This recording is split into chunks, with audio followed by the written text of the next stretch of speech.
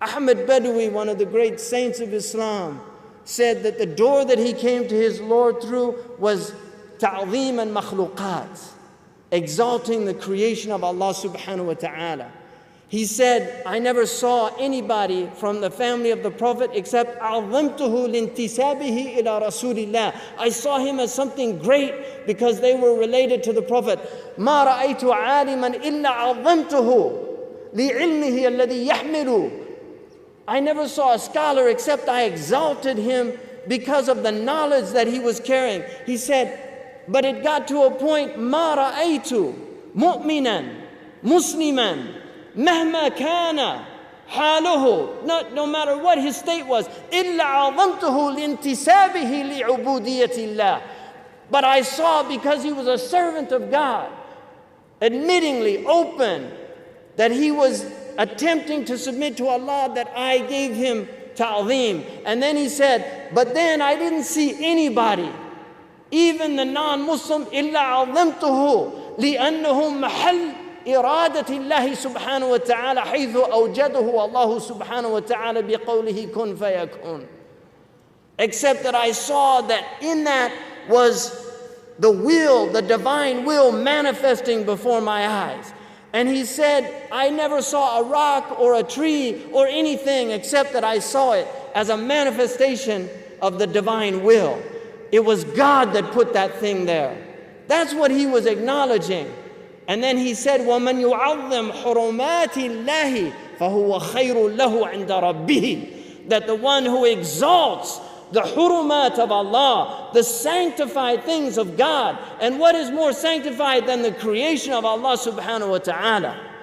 This thing that Allah has created as a tajalli of all of His divine attributes, and then called us to marvel at it. If you look at people, when they see people who can do something amazing. You had a beautiful singer who sings his song, and people in the non-Muslim society, you know what they do? If people clap, they do these things, ovation.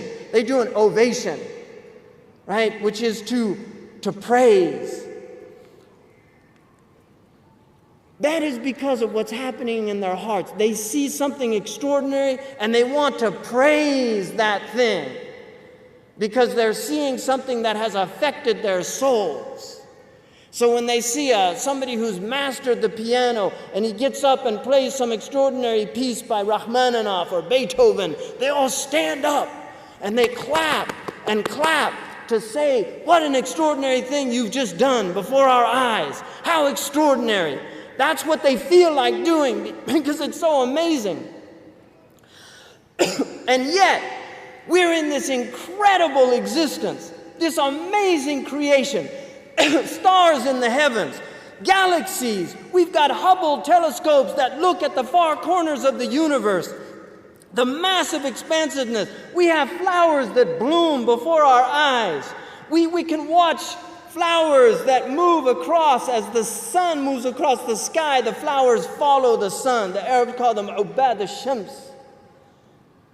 We have animals that can do the most extraordinary things. Elephants that can carry extraordinary weight on their backs, but ants even more extraordinary that can carry many times their own weight. All of these things happening before us. We have women right now in this room. There's a fetus, a baby developing in their wombs.